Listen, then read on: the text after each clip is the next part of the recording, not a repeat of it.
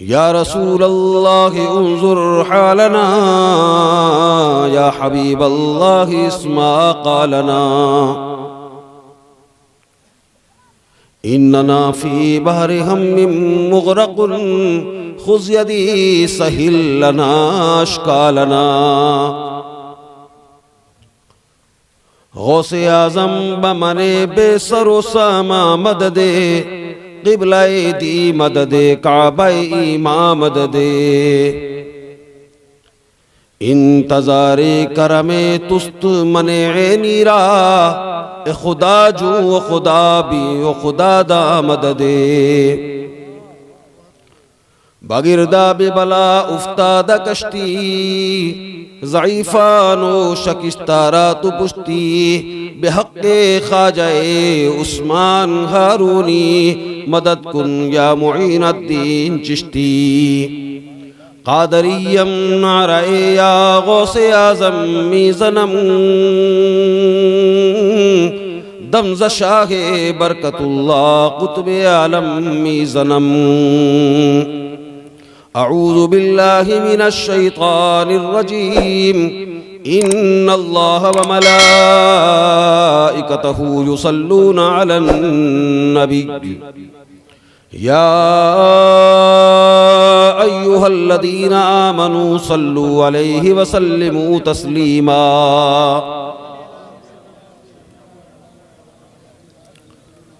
अल्लाहुम्मा सल्लि अला सय्यदिना शफ़ीइना हबीबना मौलाना व मलजाना मुहम्मदिन मादनिल जूदी वल करम, व अला आलिहि व अस्हाबिहि व ज़ुर्रिय्यतिहि अजमाइन। तमाम हाज़रीन और ख़ुसूसन जिन लोगों ने गौसे आज़म रज़ियल्लाहु तआला अन्हु की इस मिलाद को सजाने में किसी भी तरह से कोशिश की है, वो तमाम लोग काबिल मुबारकबाद हैं। और स्टेज पर उलमा इकराम का एक बहुत बड़ा काफ़िला है। अल्हम्दुलिल्लाह मौलाना अब्दुल रशीद साहब क़िबला की सरपरस्ती में तमाम उलमा इकराम तशरीफ़ फरमा के, और जिन जिन लोगों ने जो जो बातें कही,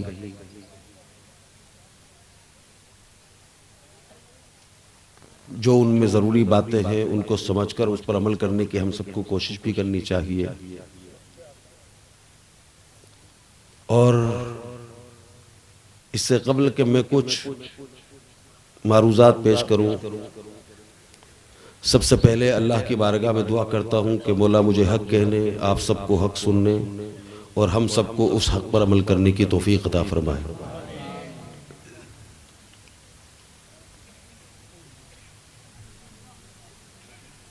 एक अल्लाह के दोस्त की याद में रखा हुआ जलसा है, और चूंकि वलियों के सरदार हैं तो तमाम वलियों का तज़किरा इसमें होता है। और ये काम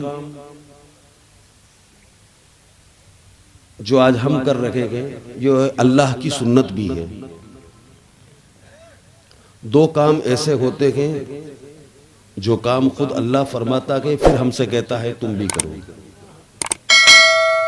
हालांकि बहुत सारे ऐसे काम हैं कि जिसका अल्लाह ने हमें हुक्म दिया कि लोगों नमाज पढ़ो, रोज़ा रखो, ज़कात दो, हज करो, गरीबों की मदद करो।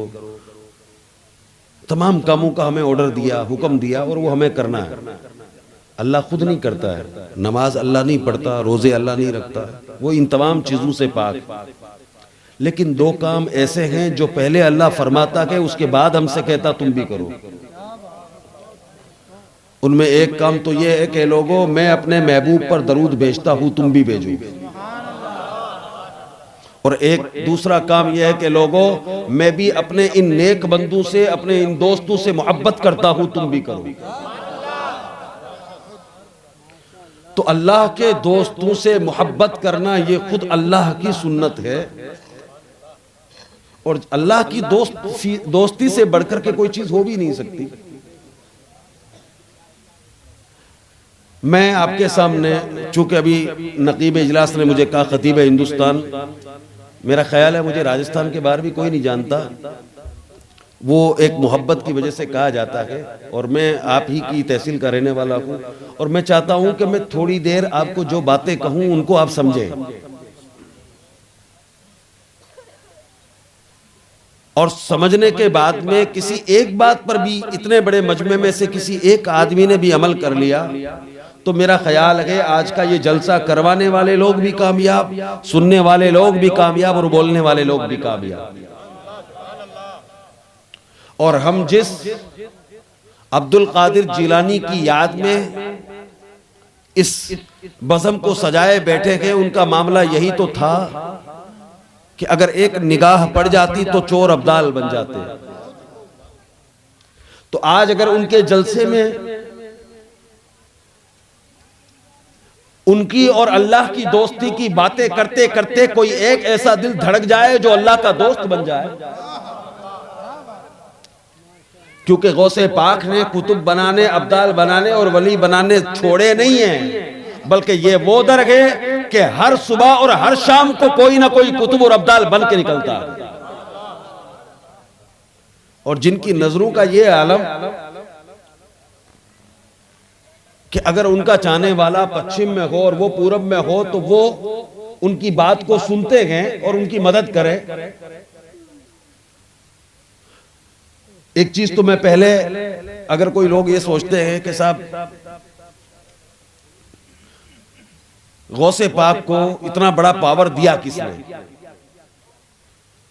ये पावर तो अल्लाह का पावर है, और ये सोचने वाली बात भी है, मैं इसको सिरे से खारिज नहीं करता।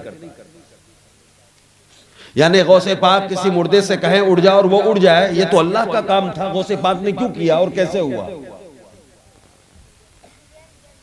मैं इसमें बड़ी तफसील में नहीं जाऊंगा, मैं आपको मुख्तसर बात कहूंगा। अल्लाह फरमाता है कि अगर कोई बंदा मेरा हो जाता है तो मैं उसका हो जाता हूं, अगर कोई बंदा मेरी मोहब्बत में जब मेरा मुकम्मल बन जाता है तो फिर वो चलता है तो मैं उसके पैर बनता हूं, जब वो किसी चीज को पकड़ता है तो मैं उसके हाथ बन जाता हूं। कौन कह रहा है? अल्लाह। जब वो बोलता है तो मैं उसकी जबान बन जाता हूं। अब जो लोग ये कहते हैं कि गौसे पाक के पास में कोई पावर नहीं है, वो थोड़ा सा गहरी सोच रख के ये सोचें कि हमने मान लिया कि नहीं, पावर किसी के पास में नहीं है, सिर्फ अल्लाह के पास में है। लेकिन जब कोई अल्लाह का मुकम्मल हो जाए, फना फिल्ला हो जाए, तो बात उसकी फिर क्या होती है? वो कहेगा कुम बे इज़्नी, वो उठेगा तो जबान उसकी होगी, लेकिन अल्लाह कहता मैं उसकी जबान बन चुका। अगर वो किसी को हाथ पकड़ करके दरिया में से निकाल दे अपनी दरसगाह में बैठ करके, तो हाथ उसका है, लेकिन अल्लाह कहता मैं उसका हाथ बन चुका। तो जाहिर है कि अगर कोई फना फिल्ला हो चुका तो उसके तो एक एक जिस्म का आज़ा खुद खुदावंद कुद्दूस कहता कि मैं बन जाता हूं, तो फिर वो पूरा का पूरा पावर किसका रहा? अल्लाह का। लेकिन बस बात इतनी सी है कि तू अल्लाह का हो जा, अल्लाह तेरा हो जाए, और ये दोस्ती की बात है। आज के इस मुख्तसर से प्रोग्राम में मैं आपको चंद दोस्ती के हवाले से कुछ बातें बताना चाहूंगा कि दोस्ती होती क्या है। हम जितने भी यहां पर बैठे हुए हैं सब दोस्त हैं किसी ना किसी के, और हमारी दोस्ती का मामला क्या होता है कि सुबह से लेकर शाम तक दिन भर जो हमने गुजारा है, काम करके धंधा करके, जो भी, शाम को घर पहुंचे, खाना खाया, और खाना खाने के बाद में हम क्या करते हैं, अभी तो ये मोबाइल की बीमारी चल गई है तो एक मामला अलग हो चुका है, वरना इसका सीधा साधा मामला क्या होता है कि बाहर निकलता है बंदा वापस चहलकदमी के लिए, और उसकी मेजॉरिटी होती है, उसमें जाके बैठता है, वो दोस्तों की मेजॉरिटी है, और घर पे जाके बोल के क्या जाता है वो कि बस मैं अभी आया बोल करके गया, वहां जाके दोस्तों की मेजॉरिटी में बैठा, बातें चलने लगी, और बातें होते होते काफी देर जब गुजर गई, या उनके हिसाब से थोड़ा सा वक्त गुजरा था कि एक दोस्त ने कहा अरे यार 11 बज गई, चलते हैं, तो उनके पास में बैठने वाले क्या कहेंगे, अच्छा 11 बज गई, वो फौरन उठते हैं। पता क्या चला, जब दोस्तों की आपस में बातें होती है तो वक्त का पता नहीं चलता, और उनमें बातें क्या होती है, बातें ये होती है कि आज मैंने दिन में क्या किया, मुझे क्या परेशानी आई या मुझे क्या खुशी महसूस हुई, वो तमाम बातों को शेयर करते हैं। ये दोस्ती का मामला होता है। लेकिन अगर किसी बंदे की अल्लाह से दोस्ती हो जाए तो वो भी घर से निकलता है। शाम का खाना खाया और खाना खाते ही वो घर से निकलेगा और निकल के सीधा जाएगा अपने दोस्त के पास। दोस्त कौन है उसका? अल्लाह। और अल्लाह का घर कहाँ है? मस्जिद। अब वो मस्जिद में पहुंचेगा।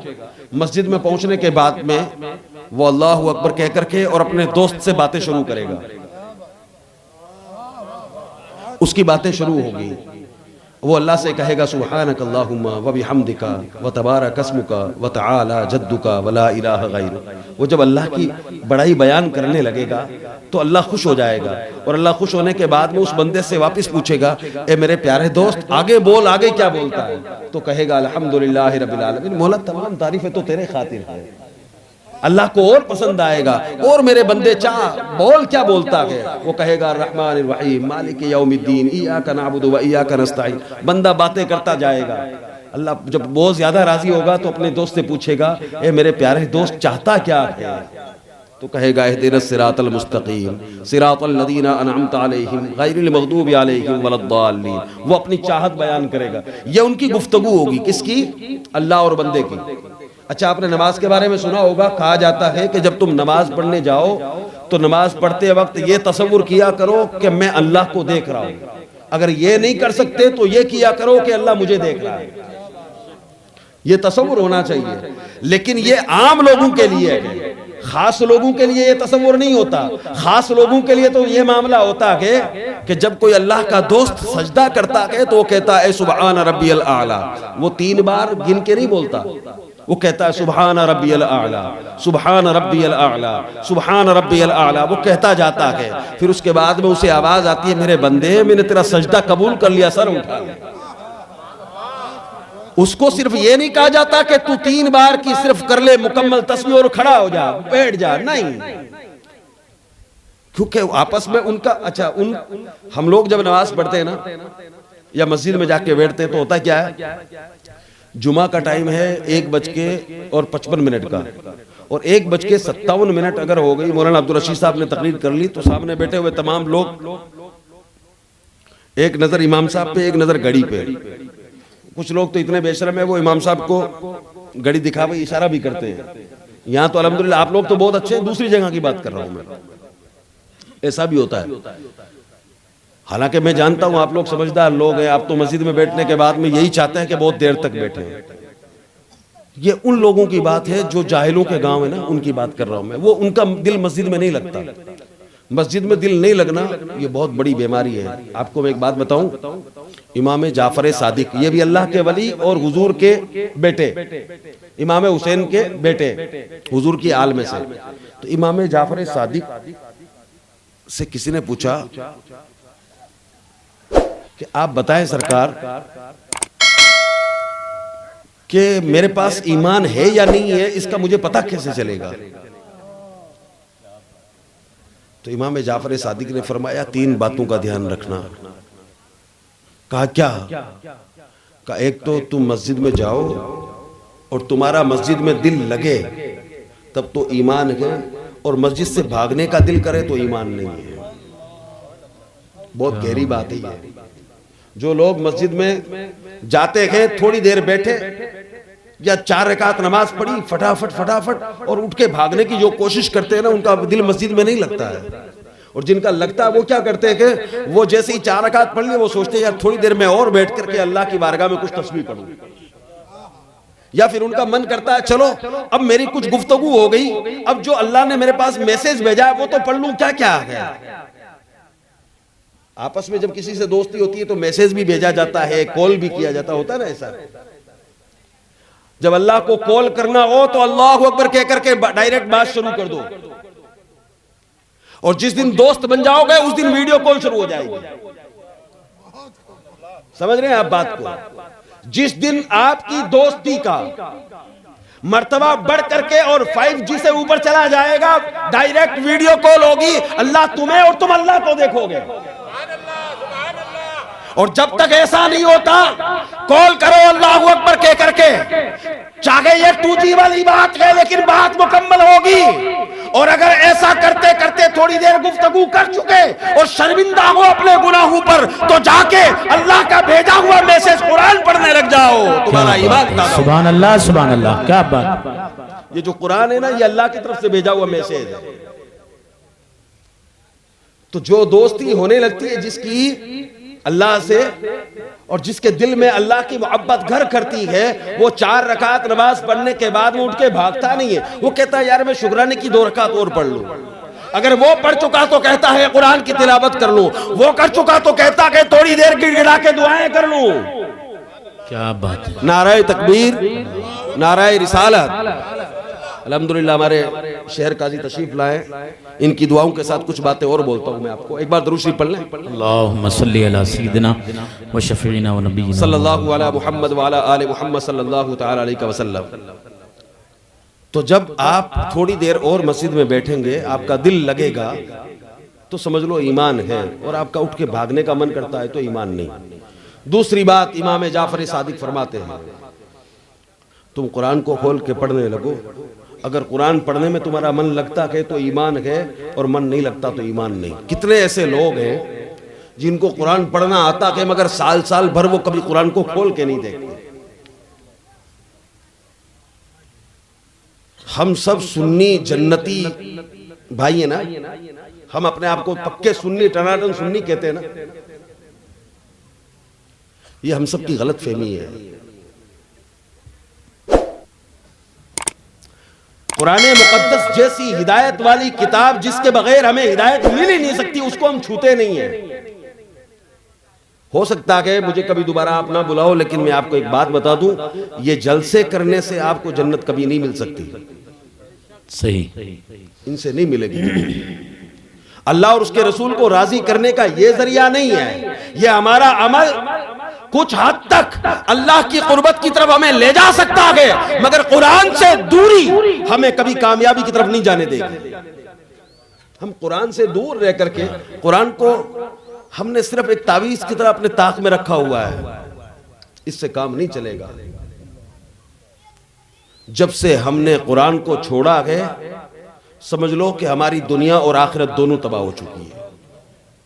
खैर, मैं फिलहाल इमाम जाफर सादिक की बात करूं तो उन्होंने फरमाया कुरान में दिल लगता है तो ईमान है। और दिल लगने का मतलब, आप कुरान मुकद्दस को खोल के बैठे और आपने शुरू किया अलिफ लाम मीम ज़ालिकल किताबु ला रैब फ़ीहि हुदल लिल मुत्तक़ीन, आपने शुरू यहाँ से किया। एक वर्क पढ़ा, दूसरा वर्क पढ़ा, और उसके बाद में आपने सोचा चलो कल पढ़ लूंगा, रख दिया और वापस चले गए। और एक ये हुआ कि आपने सोचा कि मैं पाव पारा पढ़ूंगा, लेकिन जब पाव मुकम्मल हो चुका कि नहीं यार आधा तो पढ़ूंगा। कुरान को पढ़ने में मजा आता है। अगर आपको उसके पढ़ने में मजा आने लगा और थोड़ा सा और आपने उसकी तरफ दिल लगाया, और अगर आंख से आंसू निकल गया, तो ये जहां भी कामयाब वो जहां भी कामयाब। सुभान अल्लाह, सुभान अल्लाह। अगर दिल लग गया कुरान को पढ़ने में तो ईमान सलामत, वरना ईमान नहीं। तीसरी बात फरमाई, तुम्हारे पास में कुछ है देने के लिए, और किसी साइल ने तुमसे सवाल किया, कुछ मांगा, और तुम्हारी ताकत है देने की, और तुमने अगर उसको इग्नोर कर दिया तो ईमान नहीं है, और अगर उसको कुछ दे दिया तो ईमान है। अब मुझे किसी को यह बताने की जरूरत नहीं है कि किसके पास में कितना पुख्ता ईमान है। अपने अपने ईमान को सारे लोग चेक कर लें, और ये जलसा खत्म होने के बाद में अगर महसूस हो जाए कि हमारा ईमान कमजोर है, तो जलसे में आकर के लोगों के सामने ऐलान करने की जरूरत नहीं। अपने घर के कमरे का एक बल्ब बंद करना, अंधेरा करना, और अपनी आंखों को बंद करके हाथों को उठाना। जब तुम्हें कोई नहीं देख रहा होगा, उस वक्त अल्लाह देख रहा होगा। अल्लाह से माफी मांगना, तुम्हारे 2 कतरे आंसू के बहेंगे, इतने में अल्लाह माफ फरमा देगा। सुभान अल्लाह। लेकिन माफ करने वाला अल्लाह, तुम्हें उसके सामने गिड़गिड़ाना पड़ेगा, उसके सामने रोना पड़ेगा। और मैं बात कर रहा था अभी दोस्ती की, तो दोस्ती जब होती है ना तो मामला क्या होता है, अच्छा अपनापन, मोहब्बत। एक बाप की अपने बेटे से दोस्ती होती है। आपके यहां से बहुत सारे लोग सऊदी अरब जाते हैं, हमारे गांव से भी बहुत जाते हैं। तो मैं कहानी सुनाता हूं आपको। एक आदमी था, उसने अपने बेटे को पहले पढ़ाया लिखाया। जब वो अच्छा खासा पढ़ लिख के नौकरी तो लगी नहीं। जब 20-22 साल का हो गया, उसकी बॉडी भी अच्छी थी, खूबसूरत दिखता भी था, उसने अपने बेटे को पासपोर्ट बनवा करके, वीजा लगवा करके और बिन लादेन कंपनी में भेज दिया। वो वहां काम करने लगा। अच्छा, बाप उसके खत का, कैसेट का, फोन का इंतजार करता था। कभी कभी मेरा बेटा फोन करे, कोई मैसेज भेजे, कोई तार करे, कुछ भी करे, वो कभी फोन नहीं करता। 1 महीना गुजरा, 2 महीने गुजरे, 3 महीने गुजरे। अब बाप का सीना छलनी हो रहा है कि पता नहीं मेरा बेटा किस कंडीशन में होगा। इतने में उसी कंपनी से एक दूसरा बंदा आया जो उसके पास में काम करने वाला था। बाप दौड़ता दौड़ता उसके घर गया कि मेरे बेटे के पास में से आया है वो। जाकर के पूछा कि यार मेरा बेटा आज 3 महीने हो गए गए हुए, उसकी क्या कंडीशन है? कहा वो तो बहुत अच्छा कमा रहा है। कहा तो उसके पास में फोन नहीं होगा? कहा नहीं, एक से बढ़कर उसके पास में तो वो क्या बोलते हैं उसको, वो महंगा वाला फोन है, आईफोन है उसके पास। तो अच्छा, कहा हो सकता फिर मेरे नंबर नहीं होंगे। कहा नहीं, उसको तो पूरे गांव में सबको फोन कर रहा है, आपको नहीं किया? वो तो 1-1 महीने के 1.5 लाख रुपए उठा रहा है और खूब इधर उधर घूम रहा है। उसने तो अपनी गाड़ी ले ली है 3 महीने के अंदर ही। अब बाप जब तड़पता हुआ उसके घर गया था, अब वापस जब लौट रहा है ना, तो उसके दिमाग के अंदर अब सस्पेंशन आ गया कि आखिर मेरे बेटे ने मुझे फोन क्यों नहीं किया। और कभी सोचता कि नहीं नहीं, हो सकता कि ये कुछ गलत बोल रहा होगा, अब आ जाएगा फोन। 3 महीने और गुजरे, कुछ लोग और आए, उनसे भी पूछताछ की। बेटे ने कोई जवाब या कोई सवाल या कभी फोन नहीं किया। धीरे धीरे धीरे धीरे 2 साल के बदले 3 साल बल्कि 4 साल गुजर चुके। ना बेटा आया, ना पैसे भेजे, ना फोन किया, ना मैसेज किया, ना किसी के साथ समाचार बोल करके भेजे, बल्कि कोई उसको बोलता कि अपने बाप से पूछ लिया कर। कहा यार जाने दे, वो जब जाएंगे जब देखा जाएगा। कि यार तू अपने बाप को नाराज कर रहा, घर जाएगा कैसे? जब जाऊंगा जब देखा जाएगा। मेरे घर में मुझे जाना है, तुझे थोड़ी जाना। मेरी इन बातों का आप ध्यान से सुनना हो। मैं जो कहानी आपको सुना रहा हूं ना, ऐसे ही नहीं सुना रहा हूं, क्योंकि जलसे वालों ने बहुत खर्च किया है, माइक दिया है, इतने बड़े उलमाए किराम बैठे हुए हैं। मैं पागल नहीं हूं जो आपको झूठी कहानी सुनाऊंगा। इसमें कुछ राज है। बात कहां पहुंची? ना फोन, ना बात, ना समाचार, बल्कि जब कोई उसको समझाता तो क्या बोलता कि भाई मेरे घर मुझे जाना है, मैं अपने बाप को जैसे चाहूंगा मना लूंगा, तुझे क्या पड़ी है। ठीक है, यहां तक पहुंच गए आप। अब एक दिन आया कि वो हुंडी वाले ने उसके पैसे खा लिए, उसके पास में बचा कुछ भी नहीं। कंपनी के अंदर कोई उस पर चोरी का ब्लेम लग गया, उसको निकाल दिया, कुछ दिन जेल में रखा और उसके बाद में टिकट दिया और दिल्ली भेज दिया। पासपोर्ट उसका वो कर दिया रिजेक्ट, और वो क्या बोलते सारा कुछ लग गया जो के वापस नहीं जा सकता। अब दिल्ली आने के बाद में अब वो अपने सीधे जब घर पे आएगा तो मुझे बताओ उसका बाप क्या करेगा। पहली बात तो जब वो अपने घर आएगा तो वो आने के लायक रहेगा? नहीं रहेगा। चलो बड़ी मुश्किल से वो आ भी गया, और अब जैसे ही बाप के घर में उसने कदम रखा, बाप उसके साथ में कैसा सलूक करेगा कि मेरे घर में दाखिल मत हो, तू इस घर में दाखिल होने के लायक नहीं रहा, तूने ना तो इतने दिनों में मुझे फोन किया ना कॉल किया। अब जब तेरे पास में कोई दूसरा मामला बचा नहीं, जब तू आया मेरे पास में, अब बाप अपनी मोहब्बत खो चुका, बाप की वो मोहब्बत खो चुका, अब नहीं आ रहा है। ये मैं किसकी बात कर रहा हूं? जिस बाप के एक ही बेटा है, मैं उसकी बात कर रहा हूं। ये कहानी काल्पनिक थी, इसमें कोई सच्चाई नहीं है। हो सकता है कहीं कहीं ये बात गुजरी हो, आपने देखी हो, लेकिन मैं किसी का नाम लेके नहीं बोलता, इसको काल्पनिक समझ के छोड़ दो। अब आ जाओ, एक और है जो हमसे सबसे ज्यादा प्यार करता है, और वो है अल्लाह। सुभान अल्लाह, सुभान अल्लाह। क्या उसने हमें कहा, ए बंदे, ये जो जन्नत है ना मैंने तेरे खातिर बनाई है, लेकिन तू जा दुनिया में जा और ऐसे अमाल और ऐसे काम करके आ के तेरी ये जन्नत हो।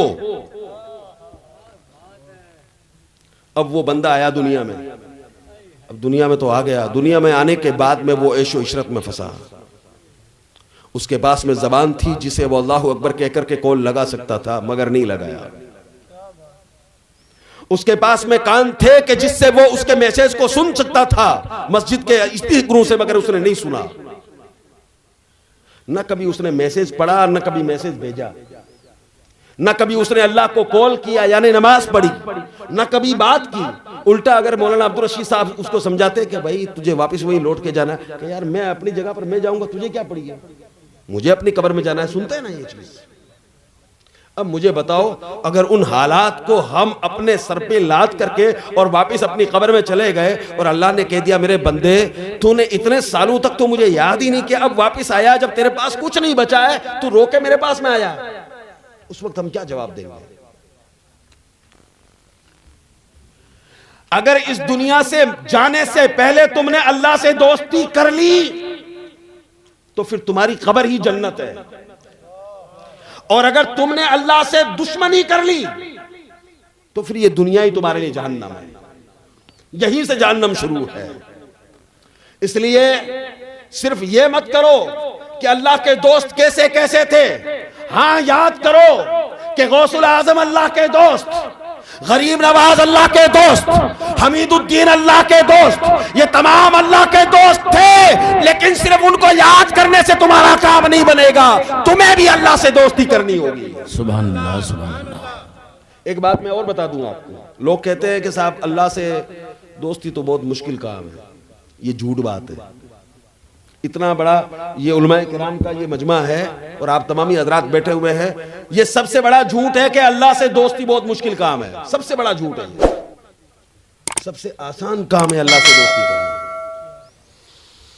अगर कोई आदमी है आपसे थोड़ा सा बड़ा है और पैसे वाला है, उससे अगर आपको दोस्ती करनी है ना तो जल्दी से आपकी दोस्ती होगी नहीं जब तक उसकी जरूरत आप नहीं बन जाएंगे। वो आपसे दोस्ती नहीं करेगा। आप उससे कहेंगे ना अरे हाँ साहब अस्सलाम वालेकुम, तो आप हाथ आगे करेंगे ना तो बड़ी मुश्किल से वो अपना हाथ थोड़ा सा यूं निकालेगा, और अगर दूर से आप कहेंगे हाँ साहब अस्सलाम वालेकुम तो आपको यूं करके निकल जाएगा। ये स्टाइल है ना हमारी। अगर आपसे रुतबे में बड़ा है तो, और अगर आपसे छोटा है उससे आपने कहा, छकड़ी चलाने वाला है उससे कहा मेरे भाई अस्सलाम वालेकुम, तो आपसे खुश होकर के वालेकुम सलाम 2 बार जवाब देगा। आप इस चीज को समझने की कोशिश करें। यह मामला उल्टा है, लेकिन आप दुनिया में अपने से बड़े से किसी से दोस्ती करना चाहेंगे तो हो सकता है कि वो आपको झिड़क दे कि नहीं तुझसे मैं दोस्ती नहीं करता, या पता नहीं तेरा क्या मामला होगा क्या नहीं होगा, तमाम चीजें। लेकिन अल्लाह ने क्या फरमाया, मेरे बंदे मेरा दोस्ती वाला रहमत वाला हाथ तेरी तरफ बढ़ा हुआ है, तू बढ़ा और मेरे दोस्ती कर ले। यानी अल्लाह ने पहले ही दोस्ती का हाथ बढ़ा रखा, हमें बाद में बढ़ाने का बोला है। तो इसलिए अल्लाह से दोस्ती करने में हमारा बड़ा फायदा है, कभी रुस्वा नहीं होने देगा। अगर दुनिया में किसी आदमी से आपने दोस्ती की है और उससे आपने एक बार 5,000 रुपए मांगे, आपको क्या बोल के देगा कि ठीक है ये 5,000 रुपए लो और कभी भी जरूरत हो तो परेशान मत होना। इतने दिन बाद में बोला यार तूने 5,000 रुपए ले लिया और चला गया, जाते जाते बोला कि ठीक है मैं 1 महीने में लौटा दूंगा, 5,000 रुपए लेके चला गया। 1 महीना हो गया, 2 महीने हो गए, 3 महीने हो गए, पैसे नहीं दिए, और 3 महीने बाद में जरूरत दोबारा पड़ गई। अब वही आया वापस दोस्त के पास में कि यार मेरे दोस्त आज मेरे ये परेशानी है, मेरे को थोड़े से पैसे चाहिए। तो कहेगा यार पैसे तो अभी तो थोड़ी सी तंगी चल रही है, हालांकि वो और कुछ नहीं बोलेगा, लेकिन फिर भी कितने चाहिए कि 5,000 रुपए। ठीक है यार 5,000 रुपए और दे रहा हूं, लेकिन थोड़ा सा वो पहले वाला और ये वाला थोड़ा जल्दी कर देना। यानी मिजाज बदल गया। पहली बार मामला अलग था, दूसरी बार मामला अलग, और तीसरी बार और अभी तक दिए नहीं, और अगर दोबारा और मांग लिया ना तो वो कहेगा यार अभी तो पहले वाले तेरे बाकी है, मैं कहां से दूं, अब मेरे पास में नहीं होने वाला। वो कहेगा यार कहीं से भी करके दे, तो वो कहेगा मैं किसी से उधार ला के दे रहा हूं, अब की बार देख भाई 15 दिन का मतलब 15 दिन, 16 मत करना। मिजाज बदल गया। ये दुनिया की दोस्ती है कि आप एक बार मांगोगे तो ठीक है, दूसरी बार मांगते ही आप गिरोगे, तीसरी बार मांगते ही और गिर जाओगे, और चौथी बार मांगोगे ना तो दोस्ती खत्म। लेकिन वाह रे अल्लाह तेरी दोस्ती कैसी है कि कोई बंदा तुझसे कहता है कि अल्लाह मुझे अता कर, तो तू अता करता है। जब दोबारा कहता है तो और ज्यादा राजी हो के अता करता है, तीसरी बार कहता है तो और ज्यादा राजी होता है। यानी ये दोस्ती जिसमें मांगा जाए तो नाराज, और ये अल्लाह की दोस्ती जिसमें ना मांगा जाए तो नाराज। अगर अल्लाह से तुम मांगना छोड़ दो तो दोस्ती खत्म, और या दुनिया में तुम मांगना शुरू कर दो तो दोस्ती खत्म। कितना उल्टा मामला है। लेकिन एक बात बता दो, ये दुनिया है दुनिया, यहां तुम अपने से बड़ों से मांगोगे तो रुसवा हो जाओगे, और अल्लाह से मांगोगे तो रुसवाइयों से बच जाओगे। वो तुम्हें कभी गिरने नहीं देगा, न तो किसी की नजरों से और न किसी के सामने। वो तुम्हारे वकार को और इज्जत को कहीं कम होने नहीं देगा। बात सिर्फ इतनी सी है कि तुम्हें दोस्ती करनी है तो अल्लाह से कर लो, और अल्लाह से दोस्ती करनी जितनी आसान है, दुनिया में उतना कोई आसान काम नहीं हो सकता। अगर गौसे पाक के इस जलसे से उठ करके जाने वाले लोगों में से कोई एक आदमी भी अल्लाह का दोस्त बन गया तो यह जलसा कामयाब है इंशाअल्लाह इंशाअल्लाह। लेकिन दोस्त बनना पड़ेगा मेरे भाई, ऐसे काम नहीं चलेगा। और दोस्त बनने का मैं आखिरी आपको तरीका बता करके फिर निकल जाऊंगा। एक तो पहली बात तो ये कि ये दुनिया है ना, ये जिसमें हम और आप बैठे हुए हैं, ये दुनिया एक दिन हम सबको छोड़ के जाना है। और एक सुरंग में से कुछ लोग गुजर रहे थे, बहुत सारे लोग थे, काफिला था, सुरंग के अंदर से गुजर रहे थे। सुरंग के अंदर बिल्कुल अंधेरा था। तो गुजरते गुजरते जो आगे चल रहे थे ना, उनके पैरों में कुछ कंकर चुभने लगे। तो उनमें से कोई नेक आदमी था, मौलाना अब्दुल रशीद साहब जैसा या काजी साहब जैसा आदमी, उसने कहा कि भाई जो कंकर चुभ रहे हैं ना, वो उठा करके अपने दामन में ले लो, ताकि हमारे बाद अगर कोई दूसरा आएगा तो उसके नहीं चुभेंगे। ये नेकी का काम है, कर लो। सब ने वो कंकर उठाने शुरू किया और अपने अपने दामन भर लिए। लेकिन कोई मेरा जैसा एटीट्यूड वाला था, उसने अपने जेब से हाथ ही नहीं निकाले। ये लोग चुन रहे हैं ना यार। कोई ऐसा था जिसने थोड़े बहुत चुने अपने हाथ में लिए। खैर बाहर निकले। बाहर निकलने के बाद में क्या हुआ, जब मुकम्मल लोग बाहर निकल चुके ना, बाहर निकलने के बाद में क्या हुआ कि उन कंकरों को जब फेंकने लगे ना, तो क्या देखा, वो कंकर नहीं थे, वो हीरे थे। वो कंकर नहीं थे, वो हीरे थे। अब जैसे ही हीरों को देखा तो उन्होंने फेंका नहीं, बल्कि अपने पास रखा।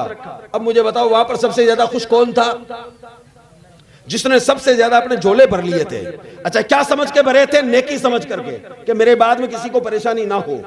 और किसी ने एटीट्यूड के अंदर नहीं उठाया, अपने जेब में हाथ डाल के रखा हुआ था, उसके पास कुछ नहीं था। अब बाहर निकलने के बाद में वो पछताने लगा, लेकिन वन वे था, वापस पीछे जाने का कोई रास्ता नहीं। ये कहानी खत्म। हम कब्र में जब उठेंगे ना वापस, ये हमारे लिए दुनिया सुरंग है। इसमें जो नेकियां हैं उनको उठा लो और अपने दामनों में भर लो। ये आज हमें नेकियां दिख नहीं रही है, हमें लगता है कि इससे क्या है, हमें नहीं दिख रही है। लेकिन जैसे ही कब्र में, सुरंग से हम निकलेंगे ना, तो कब्र में निकलेंगे। और जैसे ही कब्र में निकलेंगे, निकलने के बाद में जब अपने हाथों और अपने दामन को देखेंगे, अगर नेकियां है तो वो हीरे बन के सामने होगी। और जिन्होंने एटीट्यूड के अंदर दुनिया में अपने कोई काम नहीं किया था, कोई अमल नहीं किया था, वो अब पछताएंगे। अब मुझे बताओ, वो लौट के वापस कैसे आएंगे? ये तो वन वे है ना, यहां से वापस तुम्हें दोबारा रास्ता नहीं मिलेगा। और अल्लाह से मोहब्बत के अलावा हमारे पास में दूसरा कोई रास्ता नहीं। पीर पठान से मिलने कोई एक दीवाना आदमी था, वो गया। मैं तमाम जो बातें कर रहा हूं ये वलियों की कर रहा हूं। और इन तमाम वलियों के सरदार कौन है? गौसे आजम अब्दुल कादिर जिलानी। तो ऑटोमेटिकली जब वलियों का तज़किरा होता है ना, तो अल्लाह का तज़किरा भी होता है। और वली बनता क्यों? क्योंकि अल्लाह से मोहब्बत होती है। तो एक अल्लाह का वली पीर पठान कई जंगलों में, बयाबानों में एक जगह पर कयाम फरमाया हुआ था, रुके हुए थे। तो यहां से बहुत दूर से कोई आदमी गया उनके पास में, सफर करते करते करते करते वहां पहुंचा। वहां पहुंचने के बाद में उनसे दुआ सलाम हुई। हजरत ने कहा भाई कैसे आना हुआ? कहा बस हजरत आपसे मिलने आया हूं, कुछ नसीहत कर दो। तो कहा भाई नसीहत तो क्या है, बस एक दो बातें हैं जिनका ध्यान रखना। कहा क्या है? कहा बात सिर्फ इतनी सी है कि अपने से ज्यादा अल्लाह से मोहब्बत करना, और अगर अपने से ज्यादा अल्लाह से मोहब्बत नहीं कर सको तो कम से कम अपने बराबर अल्लाह से मोहब्बत करना। बात सिर्फ कितनी छोटी है ये, अगर आज भी किसी को बताई जाए तो। अभी जैसे मैं तकरीर भी कर रहा हूं ना, तो लोगों को लग रहा है कि यार क्या मौलाना को बुलाया है, ना इनमें जोश है, ना इनमें रवानी है, ना इनमें तसलसल है, ना इनमें अल्फाज है, ना बहुत गाड़ी उर्दू है, क्या फायदा, ना नारे लग रहे हैं, कुछ नहीं लग रहा है। ऐसा होता है क्योंकि मैंने भी बचपन गुजारा है और जवानी का भी अक्सर हिस्सा गुजार चुका हूं। जानता हूं कि लोग सुनना क्या चाहते हैं, लेकिन जरूरत किस चीज की है वो सुनाना मेरा मकसद है। तो उन्होंने जब कहा कि बेटा अल्लाह से मोहब्बत करना खुद से ज्यादा, और अगर खुद से ज्यादा अल्लाह से मोहब्बत ना कर सको तो कम से कम अपने बराबर अल्लाह से मोहब्बत करना। तो उन्होंने कहा ठीक है हजरत, वो तो मैं करता ही हूँ। कहा ठीक है। फिर थोड़ी देर हुई कि और कुछ हजरत नसीहत। तो कहा बेटा अल्लाह से मोहब्बत करना खुद से ज्यादा, और अगर खुद से ज्यादा ना कर सको तो अपने बराबर करना। तो उसने कहा यार एक ही एक बात बोले जा रहे हैं, क्या बताएं। खैर मैं तो अल्लाह से तो मोहब्बत करता ही हूँ, जब भी तो इतनी दूर आया हूँ। वो क्या बोल रहा है, अल्लाह से तो मोहब्बत कर ही रहा हूँ। खैर कहा अच्छा हजरत मुझे इजाजत दे जाऊं। कहा बेटा अब रात होने वाली है, कहाँ जाओगे, रुक जाओ, सुबह उठ के जाना, आराम से खाना वाना खा के अभी सो जाओ, सुबह उठ के खाना खा के निकल जाना। तो उसने कहा ठीक है यार, अब और तो कुछ मिला नहीं, कम से कम खाना तो खाएं। उसने रात में खाना खाया, क्योंकि रात का खाना जो होता था ना अल्लाह वालों के दरबार में थोड़ा सा हल्का सा होता था, खिचड़ी वगैरह उसको रखा, उसने खाया। खाने के बाद में नमाज पढ़ी, क्योंकि नेक तो था, नमाज पढ़ी और सो गया। सुबह में फजर के टाइम में वापस उठा, उठ करके मिसवाक की, नमाज पढ़ी फजर की, और उसके बाद में सोचा कि अब मैं निकलूं। इतने में उसके दरवाजा किसी ने खटखटाया। कहा कौन? कहा मैं आपके लिए नाश्ता लेके आया हूँ। अच्छा। उन्होंने गेट खोला तो देखा कि इतना बड़ा थाल है, उस थाल में शानदार कोरमा बना हुआ है और स्पेशल रोटियां बनी हुई एकदम गर्मा गर्म, और एक साइड में एक प्लेट है जिसके अंदर रात वाली बची हुई खिचड़ी भी है। वो तीनों चीजें थी, आलीशान खाना था, ला करके रख दिया। उन्होंने कहा यार चलो और कुछ मिला नहीं मिला, खाना बड़ा शानदार है। वो जैसे ही दस्तरखान पर बैठे, बैठते किसी ने आवाज दी, कहा कौन? कहा भाई मैं सवाली हूं, अल्लाह के नाम पे कुछ दे दो। तो उसने कहा यार मेरे लिए तो ये कोरमा और रोटी काफी है, वैसे भी ये खिचड़ी कौन खाएगा। कहा अच्छा बाबा आ जाओ।